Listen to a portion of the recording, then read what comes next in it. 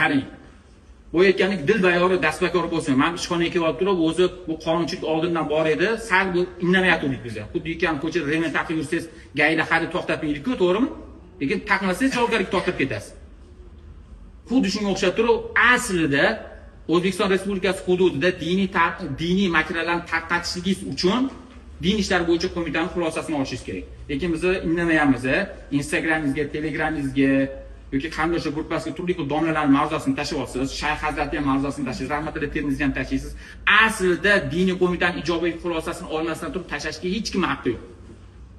Qani diniy erkinlik desangiz, davlat aytayotgan rasmiy ahli ilmlar bo'ladigan bo'lsa, mana bu yerdagi diniy bo'shlig'ini Muslim uzdan, Islom uzdan rasmiy imomlardan o'zing o'rgan, o'zing o'qib, o'zing подписчик bo'l o'sha kanalga, lekin u kanalning ichidagi narsalarni olib turib tashlama.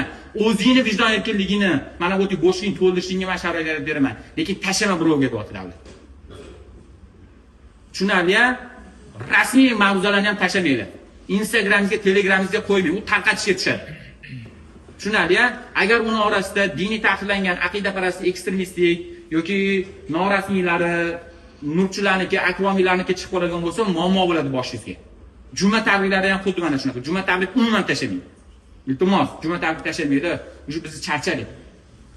Har 10 ta fuqarodan bittasi juma tabrik bilan kelyapti, bizning oldimizga. Biz ham boshqa ishimiz yo'qmi? Juma tabrik tashlamaydi. Juma tabrik tashlamasangiz ham kuningiz o'tadi-yu. Shu Abdurahmon aka juma tabrik tashlamasangiz ham bilalay, juma kuni ekanligini. Juma tabrik tashlash yaqindan paydo bo'ldi. Umuman tashlamang. Tashlagingiz kelsa navodo, qo'lda yozing, unda knopkada yozing, harflab yozing yoki ovozli tashlang. Kanalidan olib umuman tashlamang. Tushunarli-ya? Rasmiysini ham hattoki tashlash mumkin emas. O'zingiz eshitsangiz bo'ladi. Keyingisi, oxirgi masala, qaranglar.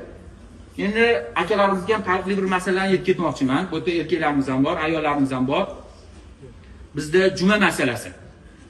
Qaranglar, ish payti, ish soatida diniy amal bajarib turib chiqib ketishlik, jumaga ketishlik qonunan mumkin emas. Men shariatdan aytmayman, qonunan mumkin emas o'rni. Akalar, men bu Hindistonlik talaba deganimda mana shu narsa bo'ldiki, bu sal chararoq olib ketib qopti. Ayollarimiz ham shu tasbehini rasmga oldi, ro'molni rasmga oldi.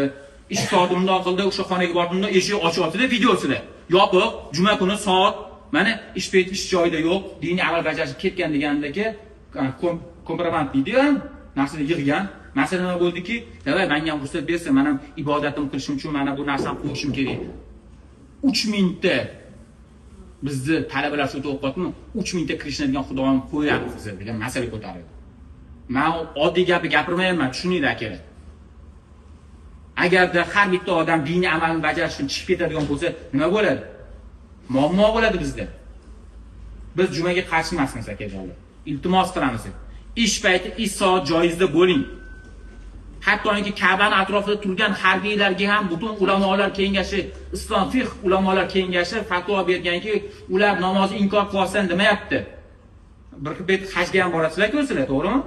Ishchi guruhga boradi. O'sha bet ko'zinglar bilan ko'rgansizlar. Ka'baning 4 ta chetidan turishadi. Usullarni oldida turishadi. O bir yilda bir marta ana haj mavsum bo'ladi. Hajni qilib ola qoling. Bir haftada bir marta juma bo'ladi. Jumani o'qib ola qoling demayapti o'shalar ham. Islom dini ularga gunohkor bo'lib qoling demayapti. Ayrim insonlar borki, ixtiyor o'zida bo'lmagan insonlarga islomni hukmlari chiqqan. O hukmlar har qachongi makonga, har qachongi zamonga tushadi islom dinining hukmlari. Aytib o'sha 1400 yil oldin payg'ambarimiz sallallohu alayhi vasallam tomonidan joriy qilingan hukmda ummat